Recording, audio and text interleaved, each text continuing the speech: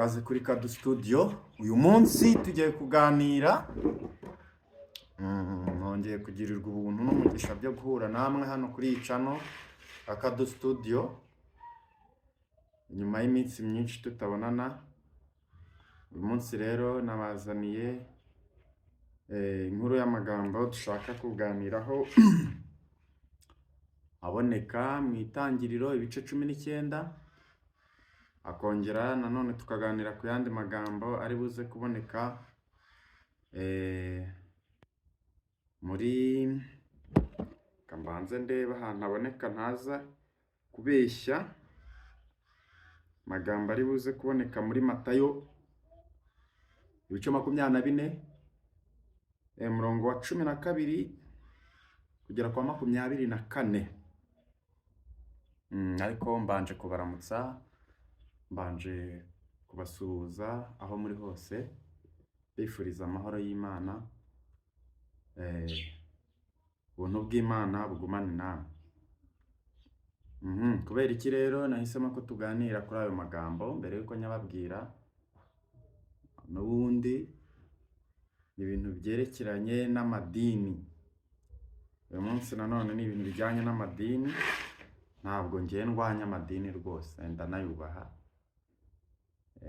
ndayubaha ndetse n'ikimenyimenyi.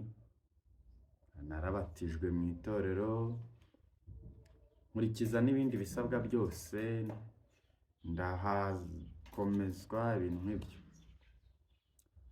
Nyuma gusa bisa naho kubera gushaka ubuzima, amayisha, biba bitoroshye, ntabwo biba byoroshye ko pasiteri akubwira ngo wowe uzindukire hano tuhahurire, hanyuma unzanire amafaranga yo mwita amaturo,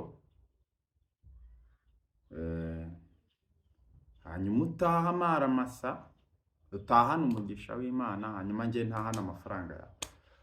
Iyo ufite inshingano rero z'abantu bakureba biba bigoranye, ariko ndagerageza aho ndi ngasenga, kandi nzi ko Imana inyumva. Buriya hari abantu nkunda cyane, abavandimwe b'Abayisilamu ndabakunda cyane.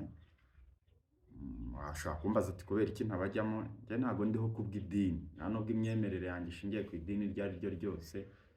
Imyemerere yanjye ishingiye ku buryo Imana yanyiyeretse, no ku bikorwa yagiye inkorera, kandi mpamya ko kugira ngo inkorere ibyo bikorwa inanyiyereke muri ubwo buryo rwose. Inshuti zanjye, abavandimwe banjye, yabikoze nta dini igendeyeho, kuko njye uri imbere yanyu nababwira ko buri hantu hose nagerageje gusengera Imana yagize ite, yewe yaranshubije. Ntabwo rero ndi hano gutera amabuye amadini, ahubwo ndi hano kugira ngo twige kuri iyo mirongo, tuyihuze n'ibiri mu madini mu isi muri iki gihe. Murakoze cyane rero, ngira ngo ntabatindiye twabanza tugasoma uyu murongo, nyuma nkaza kugira ikintu mbasaba ko muhuza nacyo, tukumva niba koko hari ikintu ibyanditswe byera bitubwira. Byanditswe byera bitubwira iki ugereranyije n'ibihe turimo? Bibivugaho iki sasa? Sinzi niba twahera muri Matayo cyangwa twahera mu itangiriro 19. Ariko reka duhere kuri Matayo, ndabona ariyo ndi kureba kandi ni nayo byoroshye nza gusanisha no ku isi imeze, cyangwa se n'ibivugwa mu isi iyobokamana kuri ubu ngubu biri hanze cyane. Uyu munsi rero ndasoma Matayo ibice 24. Abafite Bibiliya mushobora kureba umurongo wa 12 kugera kwa 24. Haravuga ngo, maze kuko ubugome buzagwira, urukundo rwa benshi ruzakonja, ariko uwihangana akageza imperuka niwe uzakizwa. Kandi ubu butumwa bwiza bw'umwami buzigishwa mu isi yose, ngo bube ubuhamya bwo guhamiriza amahanga yose nibwo imperuka izahera ku ize. Nyuma y'uko ubu butumwa bumaze kwigishwa ku isi yose no mu mahanga yose, nibwo imperuka izahera ku ize. Aho ni umurongo wa 14 nari ndangije. Wa 15 uravuga ngo, ariko ubwo muzabona ikizira kirimbura cyahanuwe n'umuhanuzi Daniyeli gihagaze ahera. Daniyeli ngira ngo abasoma Bibiliya muramuzi igitabo cye. Umurongo wa 15 ngo, ariko ubwo muzabona ikizira kirimbura cyahanuwe n'umuhanuzi Daniyeli gihagaze ahera, entre parenthèse muri Bibiliya haranditse ngo ubisome ubyitondere. Icyo gihe abazaba bari i Yuda bazahungire ku misozi. Uti ni Abayisiraheli? Reka ni twese tubwirwa. 17 bakavuga ngo, n'uzaba ari hejuru y'inzu ye ntazamanuke ngo atware ku bintu byo mu nzu ye. Ubwo azagenda imbokoboko cyangwa azagenda uko azaba ari hejuru. Umurongo wa 18, n'uzaba ari mu mirima ye ntazasubira imuhira ngo azane umwenda we. Azajya no azaba ari guhingana. Abazaba batwite n'abonsa muri iyo minsi bazabona ishyano. Namwe musengere kugira ngo guhunga kwanyu kutazabaho mu mezi y'imbeho cyangwa ku isabato. Uyu ni umurongo wa 20 narindi gusoma. Umurongo wa 21, kuko muri iyo minsi hazabaho umubabaro mwinshi utigeze kubaho uhereye ku kuremwa kw'isi ukageza none, kandi ntuzongera kubaho. Uwo mubabaro nyine ntabwo uzongera kubaho. Ni umurongo wa 21 uragira uti, kuko muri iyo minsi hazabaho umubabaro mwinshi utigeze kubaho uhereye kuva kuremwa kw'isi ukageza none, kandi ntuzongera kubaho. Mu yandi magambo, ibijyanye n'imibabaro bizaba bishize nyuma ya biriya bintu twavuze mu murongo wa 14 kugera kwa 20. Umurongo wa 22 uragira uti, iyo minsi iyaba itagabanijweho ntihajyaga kuzarokoka n'umwe, ariko kubw'intore iyo minsi izagabanywaho. Uwo ni umurongo wa 20. Dukwiriye gushimira iyi ntore. Icyo gihe umuntu nababwira ati, dore Kristo ari hano, undi ati, dore Kristo ari hano, ntimuzabyemere. Kuko abiyita Kristo n'abahanuzi b'ibinyoma bazaduka bakora ibimenyetso bikomeye n'ibitangaza, kugira ngo babone uko bayobya intore niba bishoboka. Dore mbibabwiye bitaraba. Uwo ni umurongo wa 25 wonyine uragira iti, dore mbibabwiye bitaraba. Bibiliya ntibeshya, kandi koko ibi bintu byavuzwe bitaraba. Nuko wa 26 naho uragira uti, reka naho tukomeze. Nuko nibababwira bati, dore ari mu butayu, ntimuzajyeyo, cyangwa bati, dore ari mu kirambi, ntimuzabyemere. Ibi birahagije, ariko ndagira ngo tuze gutinda kuri uyu murongo wa 23 n'uwa 24. 24 mbese no kuva ku murongo wa 21 kugera kwa 24 turaza kuhatinda. Ni naho tugiye kuganira. Noneho tuze no kuganira cyane kuri iki kintu kivuga ngo, ubwo muzabona ikizira kirimbura gihagaze cyangwa se kiri ahera. Ahera h'Imana ni hehe rero? Mbere na mbere, ahera h'Imana ni mu mitima yacu. Ngira ngo ni naho abahanga bashingira bavuga ko imperuka ya mbere y'umuntu, imperuka y'umuntu ni ugusoza urugendo rwe rwo kubaho. Kuko nyuma y'uko usoje uru rugendo nta kiba ushobora guhindura ku bikorwa byawe mu buryo bwo kugabanya cyangwa se kugira gute kubyongera. Niyo mpamvu ikizira kiramutse kirimo hano mu mutima wawe, burya ushaka wavuga ko ibi byanditswe byagize gute, byagusohoreyeho. Nyamara uyu murongo abantu benshi rwose bari kuwuhuza n'ibintu biherutse kuba. Bivugwa ko umuyobozi wa Kiliziya Gatolike ku isi, ngo ashobora kuba hari ibintu noneho yaziruye byaziraga muri Kiliziya Gatolika. Abakatolika aho muri mwese ndabaramukije, nanjye ndiwe nanjye ndiwe rwose, ndiwe ariko kubw'idini, ntabwo ndiwe kubw'ubugingo. Yewe kubw'ubugingo ndi umukristo gusa. Nkurikije uko nabyumvishe ku bitangazamakuru, biravugwa ko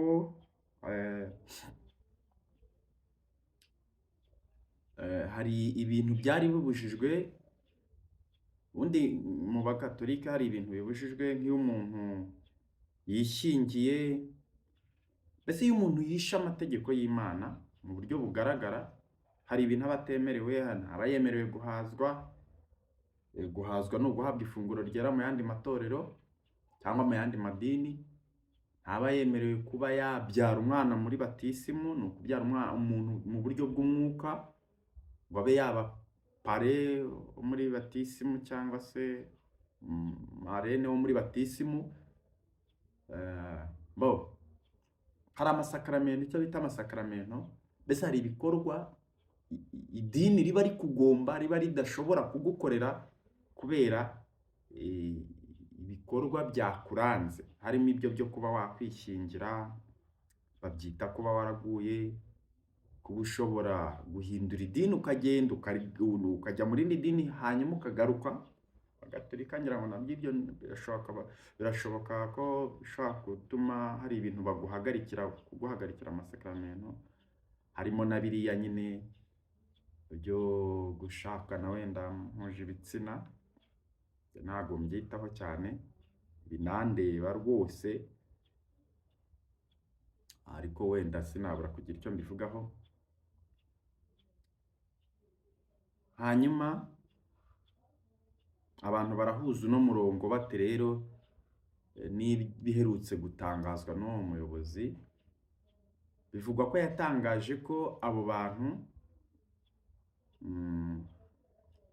noneho ubu ngubu hari amasakaramentu bashobora guhabwa. Ntabwo bashyingirwa, ariko kandi noneho bagiye kujya bahabwa bya bindi bari babujijwe. Wenda iryo sakaramentu ryo gushyingirwa ngira ngo ni iryo atasizeho umucyo, ariko bimwe byo kuba yari yavuze ngo wenda ntibabaheze, ntibabagire ibicibwa, nta kintu kindi ariko babakorera. Uyu munsi noneho bivugwa ko yagarutse avuga ko noneho bya bintu bagiye kujya bagira bate babibakorera. Ntabwo ndi umuhanga cyane mu bintu bya liturujia no ibintu byo kwiga iyobokamana. Sinzi n'ubundi ukuntu biga iyobokamana baryiga bate. Mbere na mbere uribaza ngo ba Petero babyize, bande babyize. Hari ikintu nemera cyitwa vocation cyangwa se umuhamagaro. Buri muntu afite icyo yahamagariwe. Wenda habaho kukihuguramo kugira ngo kinoze neza nk'umuntu wagihamagariwe, ariko umuntu agira icyo yahamagariwe. Ni nayo mpamvu twese mu isi tudakora ibintu bimwe, ngo usange twese turi abaririmbyi kuko twabonye ari byo bibamo amafaranga. Hari ukubwira ngo njye sinabishobora, atari uko yabuze mikoro cyangwa senti cyangwa se ibindi bikoresho by'umuziki cyangwa studio cyangwa amafaranga yo kujyanamo, ahubwo ari uko abizi neza ko atari ibintu bye, akaba yafata isuka akajya guhinga. Ibintu rero by'Imana nabyo ni umuhamagaro, ni ibintu biba muri muntu, akumva bakwiye gufata iyo nzira nyine yo kwamamaza iby'Imana ikora, atari uko abandi batabizi, ahubwo ari uko nyine uwo muhamagaro wo kubyamamaza ntawo bafite. Yego, none rero tuvuga iki kuri iki kintu cyo kuba ibyari ibizira byaraziruwe? Tubihuze dute n'uyu murongo uvuga ngo nimubona ikizira kandi kirimbura gihagaze ahera? Nimubona ikizira kirimbura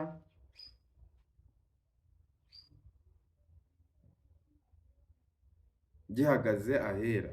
Biri ku murongo wa kangahe? Biri ku murongo wa kangahe?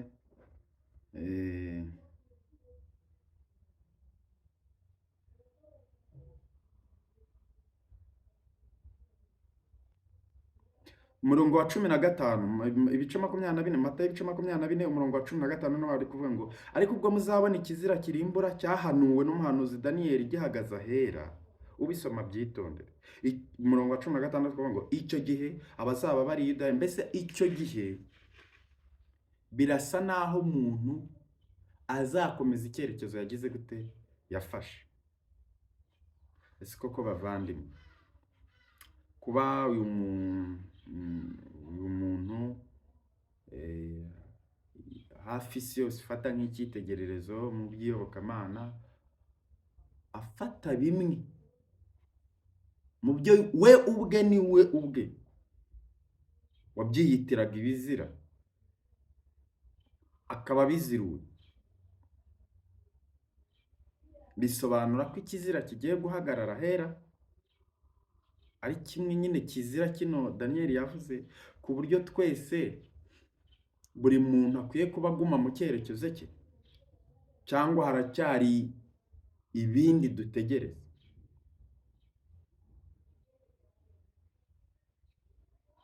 Rero nyuma yo kubona iyi nkuru ivuga kuri ibi bintu, nahise numva ibintu by'amadini binshanze rwose,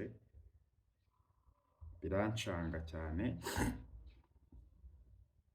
ndetse mbona abana b'Imana, nk'uko mu kiganiro gishize nabivuze, mu buryo bw'umwuka abana b'Imana twaratewe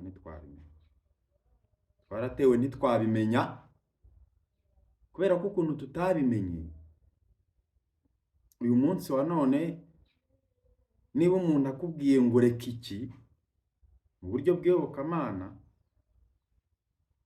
ejo akagaruka akakubwira ngo noneho gikore, bavandimwe, iyi ni Bibiliya.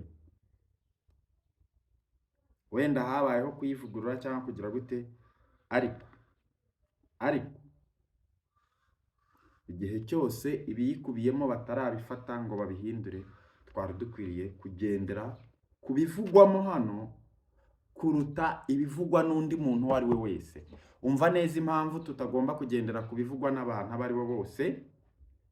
Haranditswe ngo, uyu murongo Matayo ibice 24, uyu murongo wa 23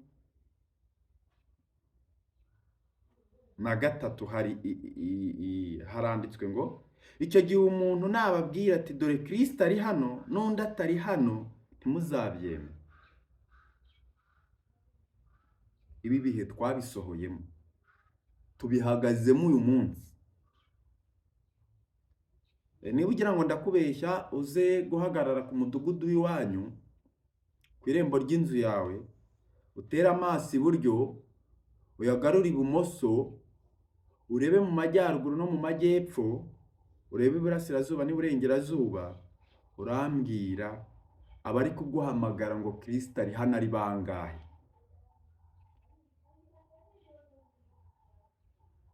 Ibyo si ikimenyetso gifatika cy'uko twageze mu bihe by'uko hazaduka abantu baduhamagara batubwira ngo Kristo ari hano, undi ati Kristo ari hano? Nyamara ijambo ry'Imana rivuga iki? Riratubwira ngo ntituzajyeyo. Niyo mpamvu n'uyu munsi muri iki gitondo cyangwa se muri uyu mugoroba, bitewe n'ahantu uri, aya masaha ndaguhamagarira gukurikiza ibyanditsemo hano, kuko ababyanditse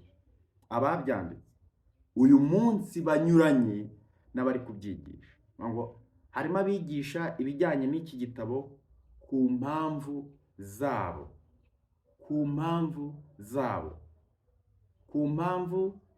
Umva abo bantu uko Bibiliya ibita, mbona ari bo nyine uyu munsi turi guhura nabo cyane, ndetse ari nayo mpamvu ngiye ndikurira cyane mbabwira ngo iby'aya madini byanshanze. Umurongo wa 24, umva ukuntu uvuga ngo kuko abita Kristo n'abahanuzi, mbese abita Kristo n'abahanuzi, mbese abita abahanuzi abiyita abakozi b'Imana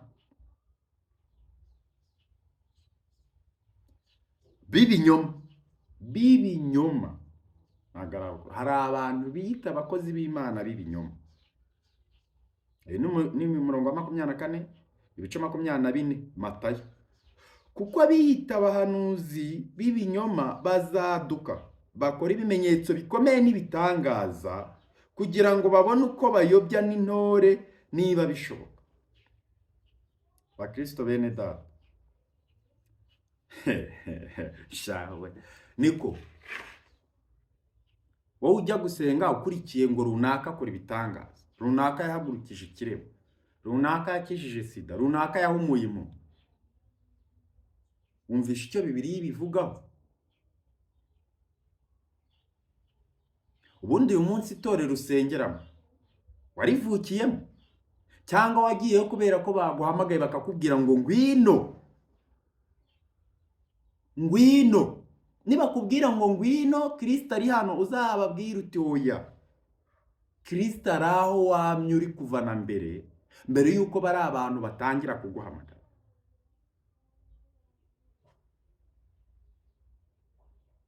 Niyo mpamvu nibaguhamagara ngo Kristo ari hano ngwino, uzahagera nibyo, uzagenda ugiye kureba Kristo, ariko ibyo uzahurirayo nabyo bitandukanye no Kristo wagiye kureba.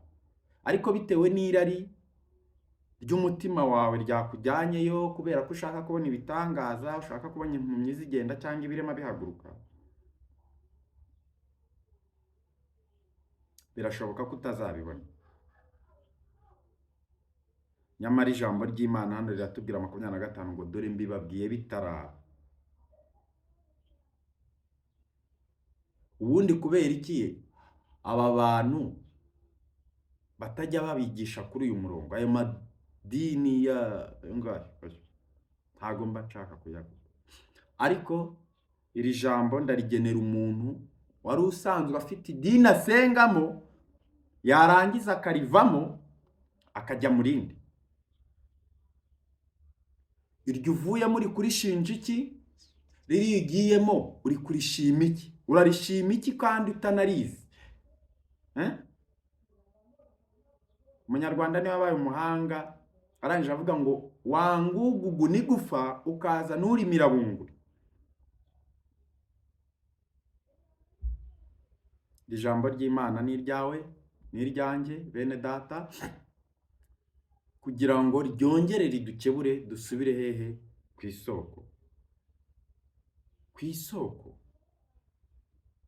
Nkuko nababwiye, iki gitabo niba uzi kugisoma, niba utanabizi ujye ushaka umuntu ukigusomera agufashe muhugurane, ariko ntuzigere ukiga ushingiye ku idini iryo ari ryo ryose, kuko aya madini ahava akagera afite inyungu zayo bwite.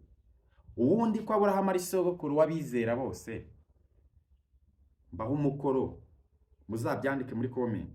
Ndabasabye umuntu uzareba iki kiganiro akagera kuri iri jambo mbabwiye, ko Aburahamu ari sekuru w'abizera bose, ndabyemera, nawe urabyemera. Niba utabyemera ntacyo umaze, ubwo mu idini urimo ntacyo rimazemo, isokero witange. Yasengeraga muri idini, uzambwira idini Aburahamu yasengeragamo, mbwira idini Sara yasengeragamo.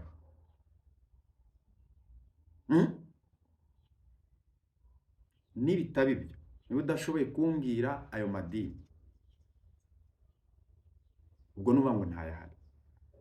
None rero ni iki cyatuma twumva ko ubugingo bwacu twananirwa kubwitwarira dutya ngo tubehe Kristo, ahubwo tukajya kuburagiza ayo madini avuga ibintu uyu munsi mu gitondo, mbere yuko izuba rirenga akaba yagize gute? Yabihinduye. Agapfa kaburiwe n'iki? Ni impongo. Nimwumva babahamagara bababwira ngo dore Kristo ari hano, abandi bati dore Kristo ari hano, ntimuzajyeyo. Ibyo mbibabwiye bitaraba. Aha rwose iri jambo narafashe umwanya wo kugira ngo turyigeho, turivugeho, tugambiriye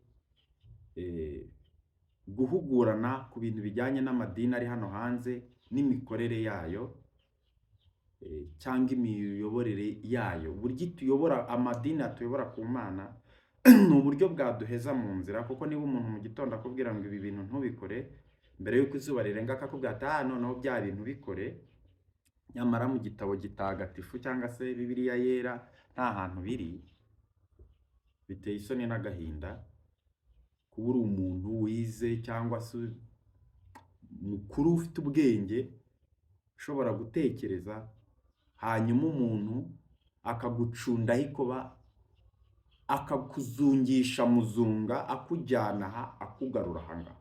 Biteye isoni n'agahinda, biteye isoni n'agahinda gakomeye cyane. Bakristo rero, bene data, bavandimwe, nkaba mbasaba ko icyo kintu twagira gute, twagitekerezaho, tugatekereza amatorero cyangwa se amadini turimo uyu munsi, niba ariyo twavukiyemo, niba atariyo twavukiyemo, tukongera tukibaza impamvu ayo twari turimo twayavuyemo icyo twanengaga,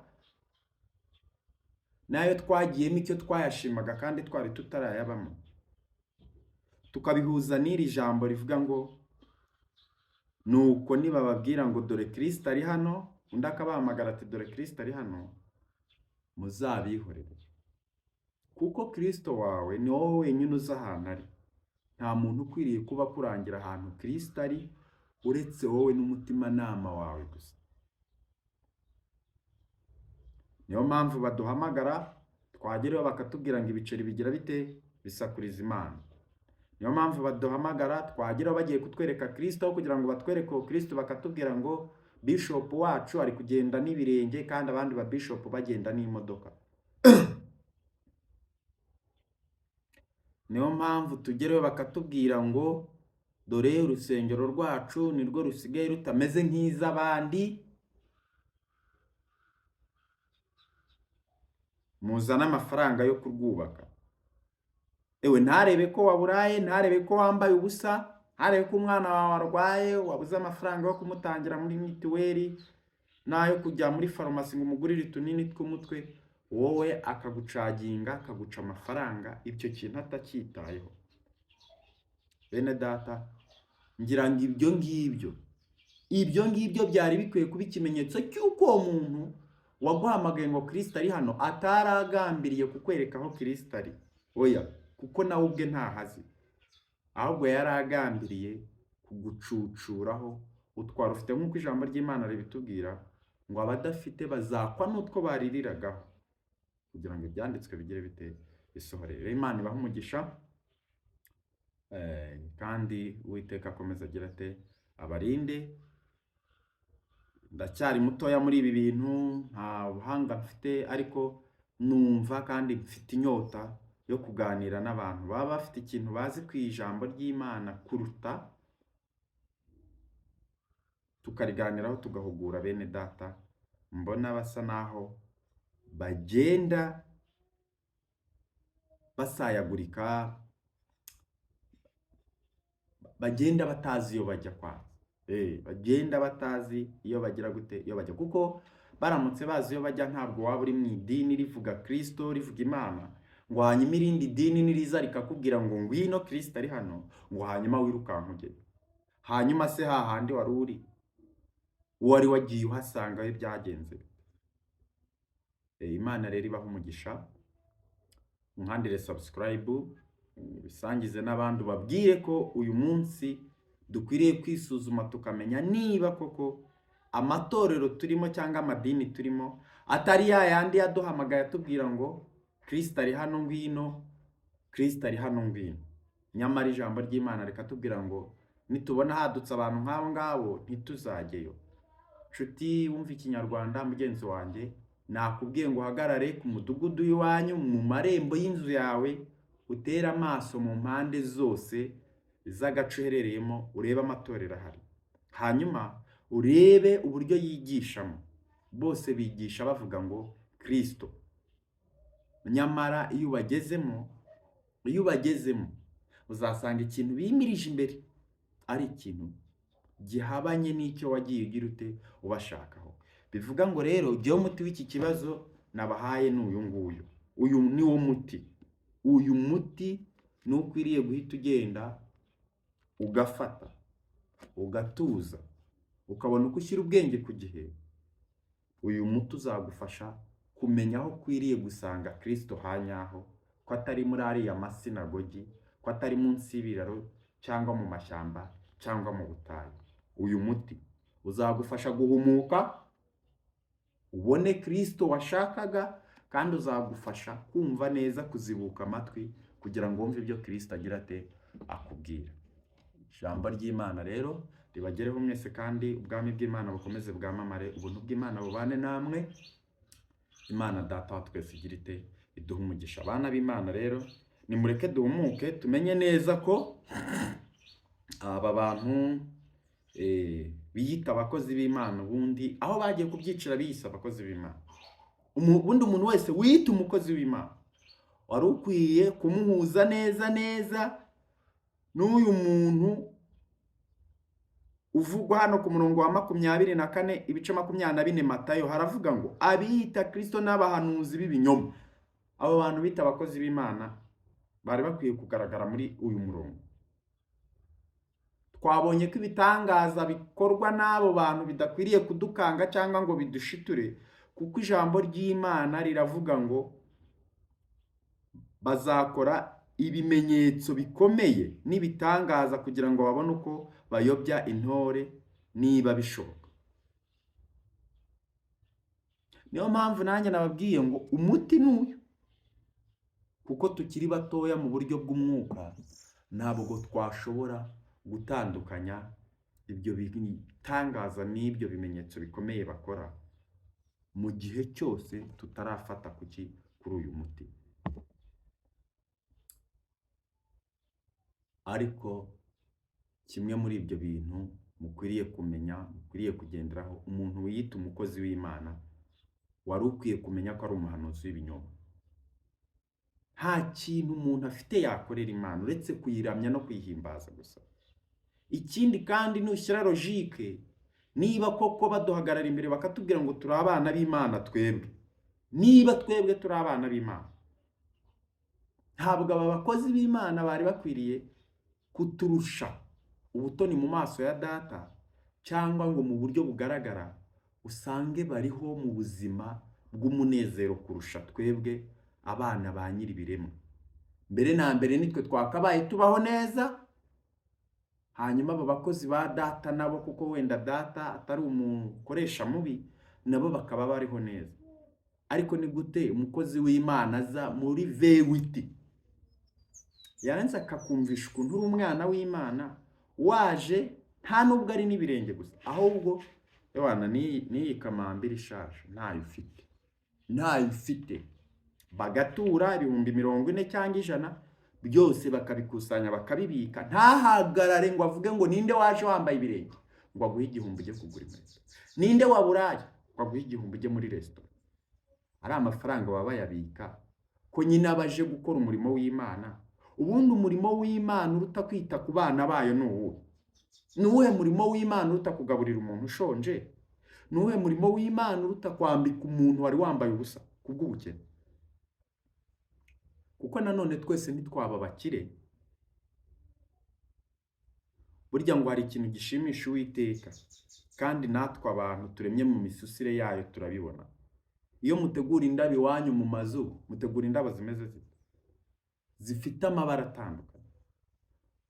Ibyo nibyo bibashimisha. Nuko rero ngo no ku Mana ishimishwa no kubona abantu bamwe bakennye, abandi ari abakire, bamwe ari bagufi, abandi ari barebare, bamwe ari inzobe, abandi ari ibikara. Icyo twe dusabwa ahubwo ni uko umuremure azafasha umugufi, cyangwa umugufi agafasha umuremure, umukire agafasha umukene, nk'uko n'umukene yafasha umukire, kuko ntawishoboza byose. Nuko muri ubwo bumwe akaba ariho dusohoreza umugambi w'Imana n'ubuntu bwayo. Izina ry'Imana ribane namwe kandi ribomeho bana b'Imana. Mwongere muhumuke, mwongere mwumve, mushishoze, mumenye neza itandukaniro riri hagati y'umuntu w'Imana, umwana w'Imana n'umukozi w'Imana. ubundi twari dukwiriye kuba twese turi abana b'Imana, noneho ahubwo bakuru bacu mu by'umwuka bakadufasha. Ariko abidekarara nk'abakozi b'Imana, Imana ntabwo ikeneye abayari, abo ni ibisambo. Ndabibabwiye, abo ni ibisambo, mubagendere kure kandi amaraso ya Kristo ababarinde. Murakoze, ciao ciao. Iki kiganiro nakagaruka, ni ibintu biba bitoroshye cyane bitewe n'uko ubuzima bw'umuntu hano mu isi bupanzwe mu buryo busobanutse. Nacyo Bibiliya ibivugaho, Pawulo navuze ngo udakora ntakarye. Bityo rero wumve ko mba nafashe umwanya nkigomwa kugira ngo tuganire ku ijambo ry'Imana, ariko mba mfite ibindi bintegereje, kuko mba nkeneye gukora ngatungwa n'ibivuye mu maboko yanjye. Jyewe ntaje kukutekaho umutwe ngo nkubwire ko ndi umukozi w'Imana. Ngira ngo njyaho kugira ngo nkubwire ko ndi umukozi w'Imana, ahubwo nakubwira ko ndi umwana w'Imana, kuko nibyo bifite agaciro kuruta kuba umukozi w'Imana. Ciao ciao.